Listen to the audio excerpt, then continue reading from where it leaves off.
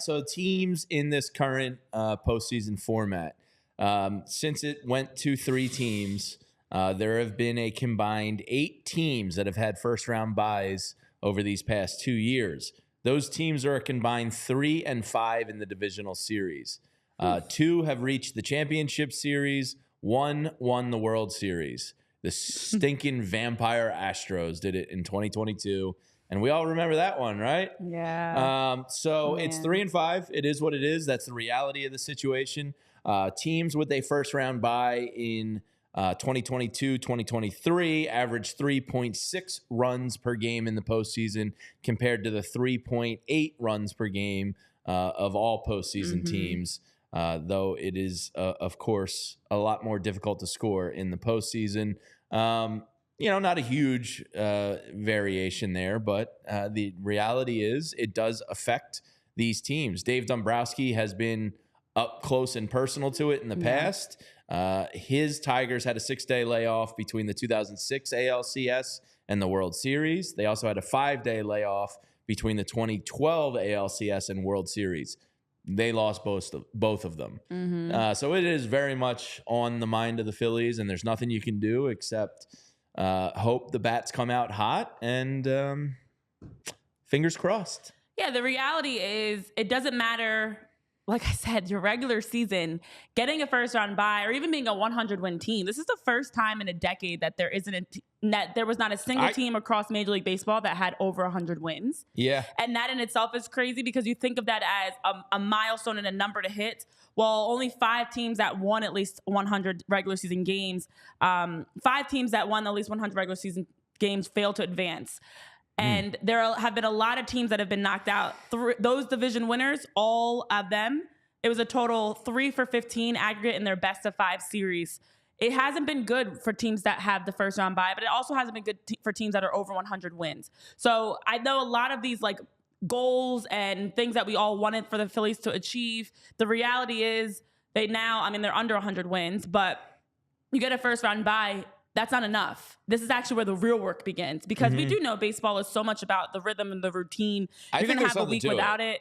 That goes back to last year. The Braves have used it as an excuse, but I do think there's legitimacy to it. Well, here's the reverse. 3 of the 4 teams that have been in the World Series recently have been wild cards. Good. Not good. Excuse me. Not good. So it's but it goes back to what the guys are saying. Where are the Diamondbacks this year? Oh, sorry. Well, that's what they get for talking junk. Especially even coming out of last season. I know our own Rich Hoffman had it in the newsletter today, which made me chuckle, which was a great morning read of Diamondbacks, how's it feel to be home? I'm not going to dance on your grave too much, but no, because listen, anything could still happen. As Zach Gallen said to the Phillies, here's your link to buy your next Diamondbacks game is spring training. Yeah. So exactly. Sucks to suck. So wild cards do typically do well, but anything can happen, guys. Yep. Anything can happen. Tyler, I know you kind of, I think, disagree with me that there's legitimacy to it. Do I have that correct? I don't want to misrepresent you here. I think that baseball is a routine game. Don't get me wrong. And I don't mean routine about baseball is anything but routine. But inter-squad scrimmages in October are not routine. Having reps and having a routine is a real thing. But my thought process about this whole situation is, I understand you're not playing, but you have every advantage to set you up to win this series and to win a series quickly. You have your number 1 pitcher on full rest, along with a full complement of your bullpen. I have no worry about full rest. None. You also have to probably face a team's 3 or a 4. Or if you're playing the Mets or the Braves, who the hell knows who you're facing?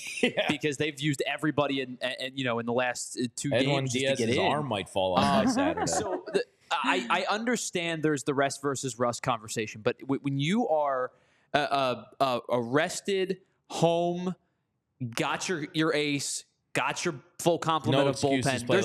There's no excuses to lose the series. The Astros have proven that multiple years in a row. Just go and win your series. And I know that the numbers dictate how much cheating was a part of that. I don't think any in that instance. Yeah, you want to say they cheated in the 17 World Series? Sure, I don't disagree. Cheaters just don't stop But to cheating. win, but to win 22, I don't think that's the case. But and like I think that you know of yet. Everything is set up for the division winner that gets the bye to win the DS, and to hopefully for them, not just the Phillies, but for any of these teams, to do it quickly. Yeah, to so you're going to suck it up, Buttercup. Get out there and play baseball. I'll be honest, guys. I think another big part of this is typically teams, I mean, over the last few seasons, you look at like the Braves the last couple seasons, teams that the Astros, Dodgers, teams that have come into the playoffs with over 100 wins on this really good hot streak going into the playoffs to then have that first week off and you get the first round bye, and then now you have to reset and pick that back up.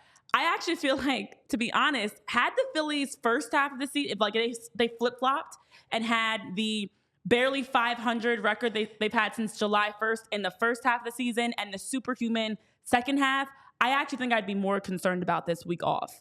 But I feel like because first of all, they're the only NL team left standing that had a losing record of 4-6 in the last 10 games. We know they've had a lot of ups and downs in the last half of the season. I actually think this is a good rest period of like took care of business, scrapped out enough to get the number 2 seed, reset, work on some things, and then get back after it versus having this like high roller coaster of or incredible high coming off the season, and then it just drops, and now you have to try to pick right back up where you left off. Because the All-Star break, the London series, to me, in my opinion, were that for the broke them they for were like 2 that months. for the Phillies. Exactly. That was the break for them that really like completely changed everything for their incredible start. So I feel like they already experienced this, and that's why I'm a little bit more optimistic. I'm trying to speak myself into it. There's guys. nothing we can do about it. That's the reality of the situation. We got to hope it doesn't affect them.